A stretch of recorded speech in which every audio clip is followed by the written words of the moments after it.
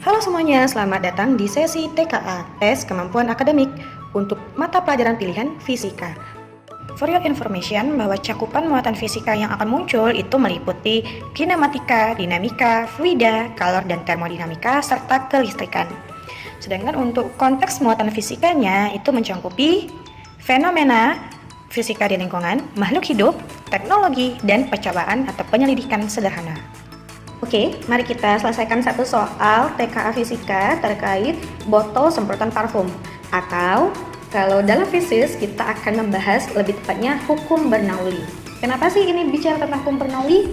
Nah, hal ini karena dari muatan yang besar, ketika melalui hukum Bernoulli dia bisa memecah partikel-partikel itu menjadi lebih kecil lagi. Ya, contoh nih, kita pernah untuk menyemprot suatu parfum. Saat udara ditiupkan, cepat melalui tabung yang sempit di selang parfum tersebut. Dengan hal ini terjadi, maka kecepatannya itu akan meningkat. Dan menurut hukum Bernoulli, tekanan yang diberikan adalah tekanan yang menurun. Oleh karenanya, tekanan udara di luar itu tentu pastinya lebih besar. Sehingga cairan parfum yang terdorong akan naik dan melalui pipa kecil. Dan ketika keluar dari pipa kecil atau celah sempit semprotan, cairan parfum bisa langsung terpecah menjadi butiran-butiran halus yang wangi atau harum. Itulah mengapa pada semprotan parfum terlihat sederhana, tetapi dia memuat konsep yang keren, yaitu hukum Bernoulli. Mari kita lihat nih, kalau dari cerita Mbak tadi, di pernyataan berapa aja sih yang benar? Yang pertama, udara yang mengalir cepat di atas permukaan parfum menyebabkan tekanan di tempat itu bertambah besar.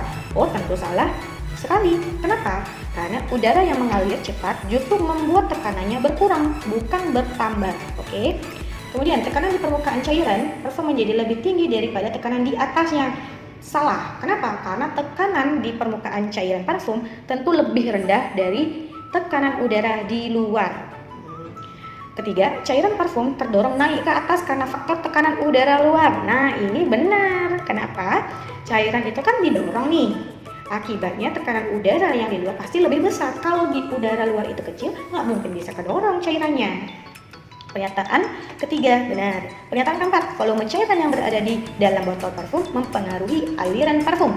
Maksudnya benar. Kenapa? Hukuman volume cairan di dalam botol mempengaruhi kelancaran aliran parfum. Bayangkan kalau volume cairan dalam botol itu sedikit, kan tidak mungkin aliran itu dapat naik dan keluar berhambur menjadi muatan-muatan kecil.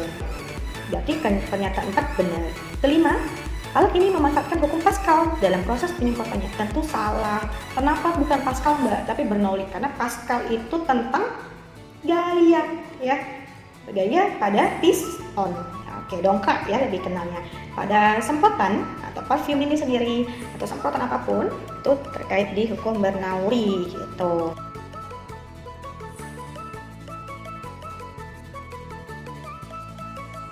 Ya, adik-adik bisa mencoba untuk mengikuti simulasi dari TKA untuk semua bidang studi melalui scan QR berikut ini. Oke, sampai jumpa. See you next time.